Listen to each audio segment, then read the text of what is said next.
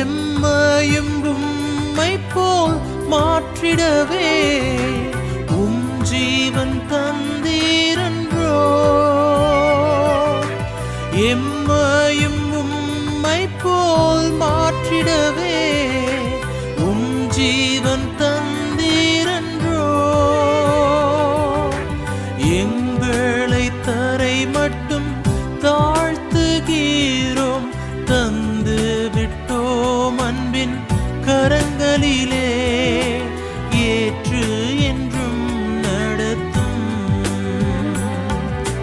கல்வாரி அன்பை எண்ணிடும் வேளை கண்கள் கலங்கிடுதே. கர்த்தாவும் பாடுகள் இப்போதும் நினைத்தால் நெஞ்சம் நெகிழ்ந்திடுதே. அன்பார்ந்த சகோதரிகளே, நம்முடைய தவக்கால சிந்தனையுடைய கதாபாத்திரம் திருத்துதராகிய தோமா, சந்தேகத்தின் தோமா என்று அழைக்கப்படுபவரை பற்றி நாம் சிந்திக்கும் போது தமிழர்களாக இருக்கின்ற நாம் ஒவ்வொருவரும் பெருமைப்பட வேண்டிய விஷயம். அதுவும் குறிப்பாக உங்களுடைய சென்னை மறை மாநிலம் என்பது மகிமைப்பட வேண்டிய ஒன்று. ஏனெனில் இந்த சென்னை என்ற இடத்தில்தான் இந்த திருத்துதர் தோமா தன்னுடைய வாழ்வை முடித்துக் கொண்டார். தோமாவை பற்றி நாம் சிந்திக்கிறோம் என்றால் இவருடைய அழைப்பு ஒரு உறுதியூட்டப்பட்ட அழைப்பு. நம்ம மற்ற திருத்துதர்கள்லாம் பார்த்தீங்கன்னா அவருடைய அழைப்பை பற்றி தொடக்கத்தில் பார்க்கிறோம். ஆனால் தோமாவின் அழைப்பு தான் இறுதி புத்தகத்தில், குறிப்பாக யோவான் புத்தகத்தில் ஒரு உறுதிப்படுத்தப்பட்ட அழைப்பாக பார்க்க முடிகிறது. அவ்வளவு தூரத்திற்கு ஒரு உறுதியுள்ள நபராக தோமா இருந்தார்.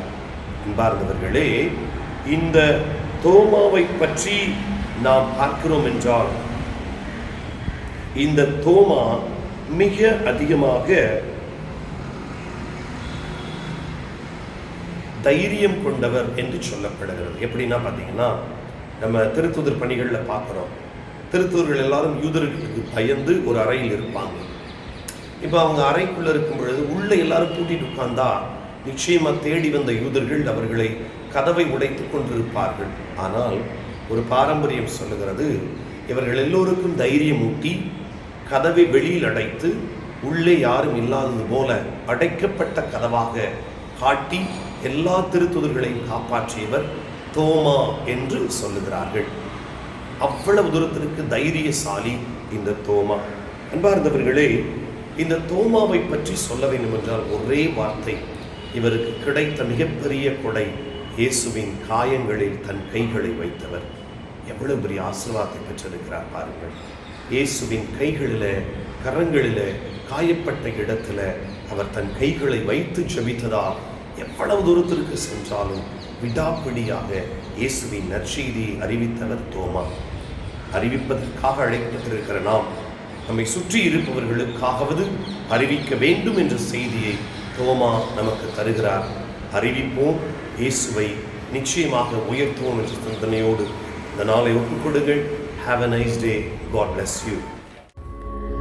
காருண்ய தெய்வமே இறைவா, காயங்களை கண்ணுற்ற பிறகே ஐயம் தவிர்த்து நம்பிக்கை கொண்ட புனித தோமாவின் பண்பு நலன்களை பற்றி சிந்திக்க கிடைத்த வாய்ப்புக்காக நன்றி. பலவீனமானவர்களை உமது இறையாட்சியின் பலமாக உயர்த்துவது உமது மகத்துவம்.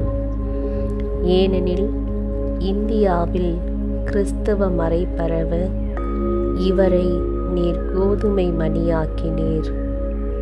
மறைக்கு சாட்சியாய் தியாக மரணம் அடையச் செய்தீர். என் ஆண்டவரே, என் தேவனே என அனைத்தும் நீதான் என அறிக்கையிட செய்தீர். இறைவா, உமது அருளால் எங்கள் பலவீனங்களை பலமாக மாற்றும். உம்மை சார்ந்து வாழ எமது வாழ்வால் உம்மை அறிவிக்க சான்று பகர அருள் தர உம்மை மன்றாடுகிறோம். ஆமேன்.